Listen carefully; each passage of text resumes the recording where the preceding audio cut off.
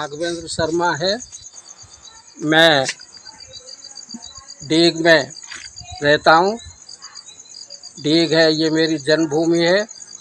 इसका प्राचीन नाम दीर्घपुर है। स्कंद पुराण में दीर्घपुर नाम वर्णित है।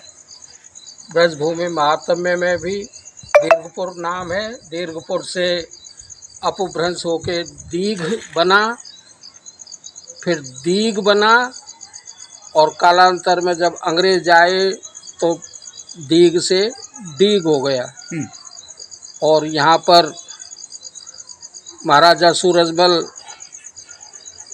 के बनवाए हुए जल महल हैं, किले हैं, तो इसको डीग को जल महलों की नगरी के नाम से भी जानते हैं।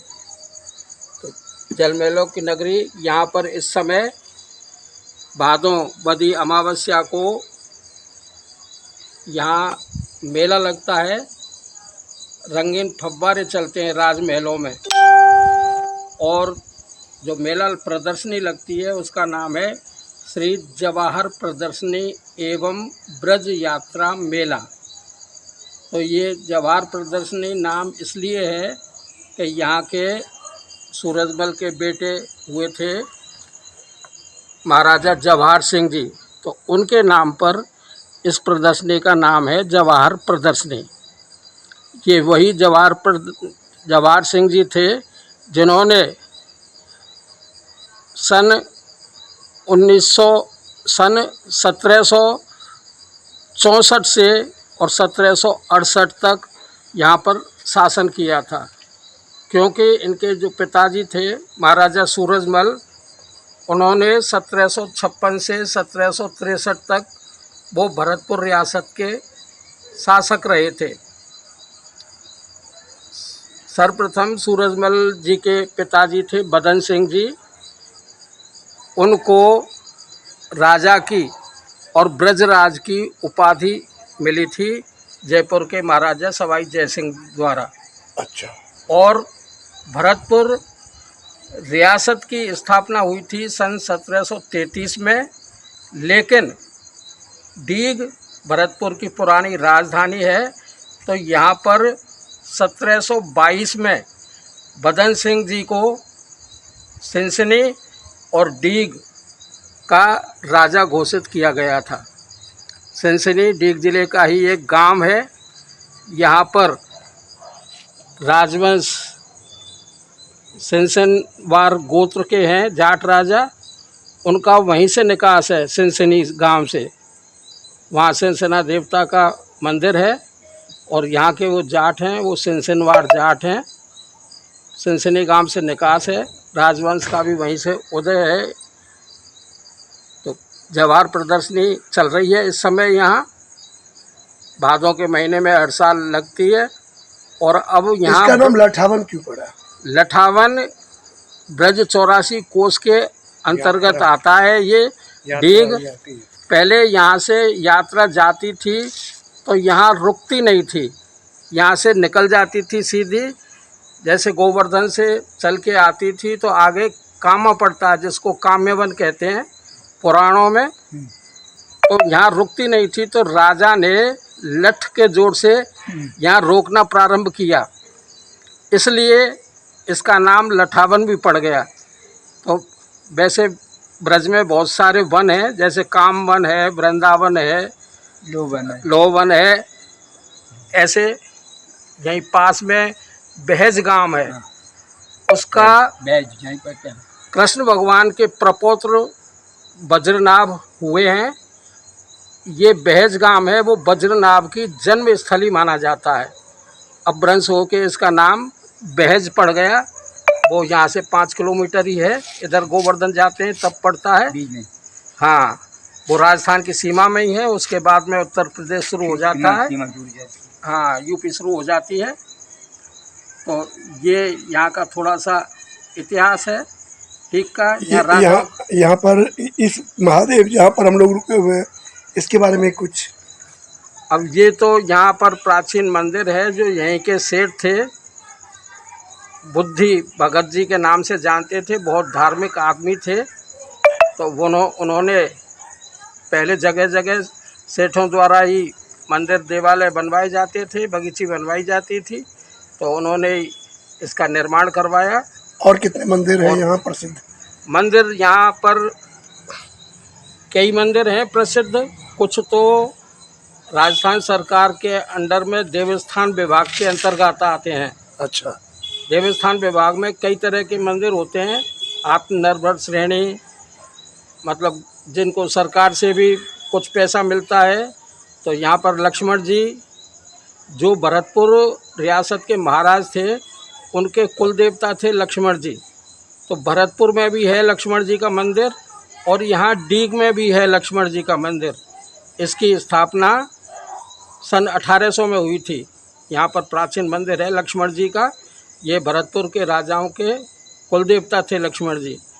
इस मंदिर में लक्ष्मण जी और उनकी पत्नी उर्मिला जी और राम जी बाल रूप में, इन तीनों की मूर्ति विराजमान है। और वैसे कृष्ण का ब्रज है, तो कृष्ण भगवान का यहाँ द्वारकाधीश जी का भी मंदिर है, वो भी बहुत अच्छा मंदिर है। और मंदिर तो यहाँ बहुत हैं, कई हैं प्रसिद्ध, प्राचीन मंदिर भी हैं। ब्रज क्षेत्र है। क्या क्या क्या संदेश देना चाहते हैं आप डीग से, लठावन से? ये है कि कभी समय निकाल के ब्रजभूमि में पधारो और यहाँ का दर्शन करो ब्रजभूमि का। ब्रज 84 कोस की यात्रा संभव हो तो वो दो, अगर वो नहीं दे सको तो गोवर्धन की सप्तकोशीय पद यात्रा है, उसको दो। ब्रज क्षेत्र है, यहाँ से आकर के अपने घर की सब दुख कलेश चिंता उनको भूल जाओगे। यहाँ बहुत ज़्यादा शांति प्राप्त होगी और ईश्वर की तरफ आपका रुख होगा यहाँ आते ही। ऐसा वातावरण, क्योंकि यहाँ राधे राधे की गूंज सुनाई पड़ती है सब जगह, गलियों में। बिल्कुल। वृंदावन जाओ आप, चाहे बरसाना जाओ, ये सब यहाँ पास में ही है। मथुरा, जहाँ पे कृष्ण भगवान का जन्म हुआ था, जन्मभूमि का बहुत विशाल मंदिर है। तो कुल मिला करके ये बहुत ही है। बरसाना में लाडली जी का, श्री जी का मंदिर है, बहुत अच्छा। पर्यटक दूर दूर से आते हैं। बरसाने की होली प्रसिद्ध है। होली के समय पे दूरदर्शन से भी प्रसारण होता है। यहाँ का भी होली होना चाहिए था, जो कल भादर में आपके डीग में हुआ, इसका भी प्रसारण होना चाहिए। हुआ भी होगा, कई चैनल वाले वहाँ थे। तो लोकल चैनल वाले करते हैं, लेकिन जो बरसाने की होली है और जो कृष्ण जन्म होता है वो बहुत मथुरा में, वो बहुत बड़े स्तर पर दूर दूर से पर्यटक आते हैं यहाँ, बहुत दूर दूर से। इनके साथ में ये खेमचंद शर्मा जी हैं और इनके कारण ही राघवेंद्र जी से, सरकार से हमारा जो है भेंट हुआ। और ये बड़े ही सेवाभावी हैं। मंदिर में इनकी सेवा मैं देखता हूँ। इस मंदिर में ये मैं जब आके यहाँ ठहरा एक अतिथि के रूप में, तो इनके सेवा को देख के मैं काफ़ी प्रभावित हुआ हूँ। ये बताइए आपका क्या कहना है, आप क्या मैसेज, जो राघवेंद्र सरकार ने भी बताया, तो आप क्या कहेंगे? एक बार आप यहाँ पधारो। डीग के अंदर जलमहलों की नगरी डीग है, प्रसिद्ध है। आपको दिखाएंगे, घुमाएंगे। बाहर से लोग आते हैं, तब मेला देखते हैं। सब लोग, बाहर की पब्लिक आती है। आप भी आओ, आप भी आइए, पधारिए। आप भी आइए, पधारिए। मारा राजस्थान, पधारो मारो राजस्थान। अब ये देखिए, जो यहाँ जिनके कारण मैं यहाँ आया, 90 बसंत को इन्होंने तो कम से कम देखा ही देखा। पाकिस्तान से लेकर के भारत तक इनकी जो गाथा है, उनको कहने में मुझे कई जन्म लग जाएंगे। लेकिन मैं कहता हूँ कि बस ये किस रूप में डीग को देखते हैं, ये बताएंगे जी। आप किस रूप में डीग को देखते हैं? आप किस रूप में डीग को देखते हैं? यहाँ यात्रा में चले तो यहाँ लाया गया और यहाँ मैंने साधना करी दो साल। अच्छा। 99 में, 1999 में और 2000 में जी। यही है, ये पास में तो मेरा यहाँ था, या पीपल का पेड़ था। तो मैं यहाँ लोपरिया बाबा जी से वो लाए थे मेरे को। बड़ी यात्रा करी, फिर बड़ी यात्रा पूर्ण करके फिर यहाँ में ठहरे। इसलिए यहाँ फिर मैं आता रहता हूँ, समझे। अच्छा। हर 3 साल में दो बार तो आए, जैसे मौसम बदल जाए तो हिसाब से। और शरीर ठीक ना होने से जो है आप तो जानते हैं। हाँ, अब मुझे कहने की जरूरत ही नहीं है। आप क्या कहना चाहते हैं जो जो लोग देख रहे हैं अभी, क्योंकि आपको मैं जितना जानता हूँ समझता हूँ उतनी बातें शेयर नहीं हो सकती हैं, समझ में लोगों को मैं नहीं। तो अभी मुझे जो सर में नहीं लगा, मैं उसको ध्यान दिया, ज़्यादा नहीं दिया, समझा, ज़्यादा घूमा भी नहीं यहाँ है। हाँ, हाँ, हाँ। ये जो चीज़ें हैं यहाँ मामूली और भी मिलते साहब घूमे हैं, अब वो भूल गए हैं, ध्यान ही नहीं है। बस 25 वर्ष हो गया, 25 वर्ष में आ रहा हूँ।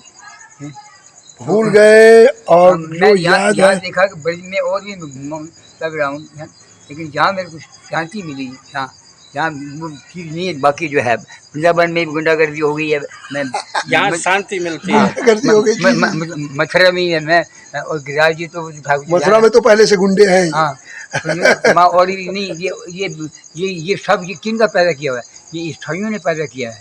ये हमारे पूरे विश्व का क्या, पूरे हिंदुस्तान भारत को विनाश कर दिए कुत्ते। ये सन 47 को भारत आज़ाद हुआ है, और 15 अगस्त को, और 26 जनवरी 50 को गणतंत्र डिक्लेयर करके, और संविधान हमारे हाथ दे भाग के कुत्ते हैं। क्यों? अब जब हिंदू में पाकिस्तान में आया था, हिंदू वहाँ से आएंगे और मुसलमान यहाँ से जाएंगे। वहाँ हमारी ब्राह्मणों का तहसील थी, हमारी तहसील पंडालों का, तो वहाँ से हमारी गाड़ी चली, तो उसको वहीं आगे चल के कुछ रात के शाम के ये दिन थे, फिर अगस्त के वो के काटा गया फूल को, मेरे 2 डब्बे हम बच के कैसे कहने की।